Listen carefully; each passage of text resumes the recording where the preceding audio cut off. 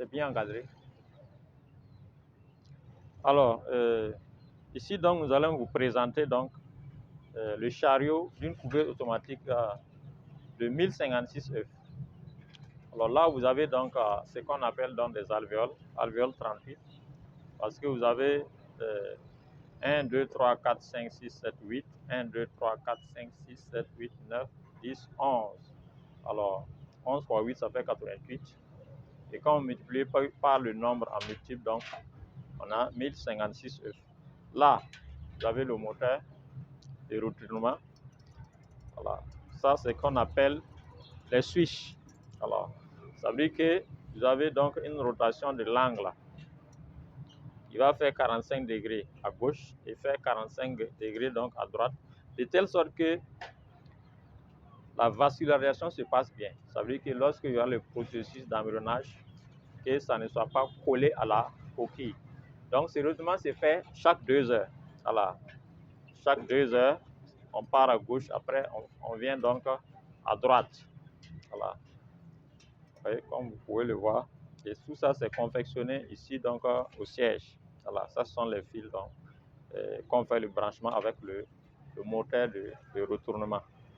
Voilà. Là, je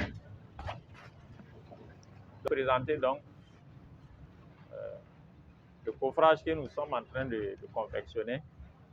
Et ça c'est à l'intérieur donc de ce coffre que va se loger donc le chariot qu'on vous a montré tout à l'heure. Voilà. Donc c'est ça. Ça c'est un ventilateur de 200 watts. Et derrière on a fait donc le montage d'une résistance chauffante rond de 200 watts. Voilà. Bon, ici vous avez pêle-mêle les différents outils, les pinces, les tournevis, donc le signal. Ici donc vous avez donc ici un marteau. Voilà. Ici vous avez donc le tableau de bord où nous sommes en train de visser et fixer donc le thermostat. Voilà. Alors c'est ça ce qu'on appelle le thermostat XM18-2. Voilà. Son branchement n'est vraiment pas difficile.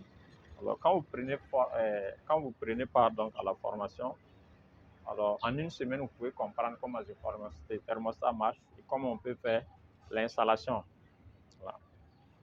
Donc l'intérieur de la coupée, on a tapissé ça un peu d'aluminium, papier, et en bas il y a l'aluminium donc qui est là. Voilà. Alors ici, ça c'est la sonde de température. Voilà. Capteur de température pour voir la température, mesurer la température à l'intérieur de la couveuse. Ça c'est la sonde d'hygrométrie. Voilà. L'hygromètre qui est là, qui est aussi câblé au thermostat. Donc nous devons passer au branchement, donc au câblage de cette couveuse. Donc à partir du thermostat XH et XM 18.2. Voilà. Donc on va fermer.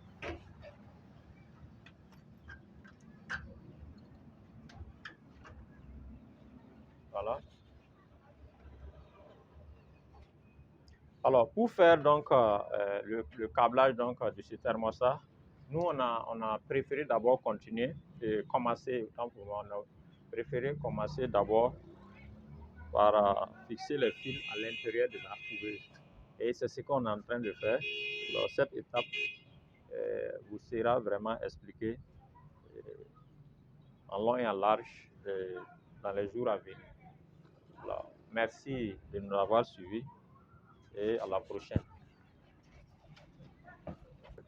Alors, ici donc, ça c'est l'extracteur de chaleur que nous allons utiliser pour mettre juste là, hein, à l'extérieur donc de la couveuse, de telle sorte que lorsque la température est en excès, l'extracteur puisse démarrer pour tirer l'excès de température qui est à l'intérieur de la couveuse, de telle sorte que la température reste uniforme.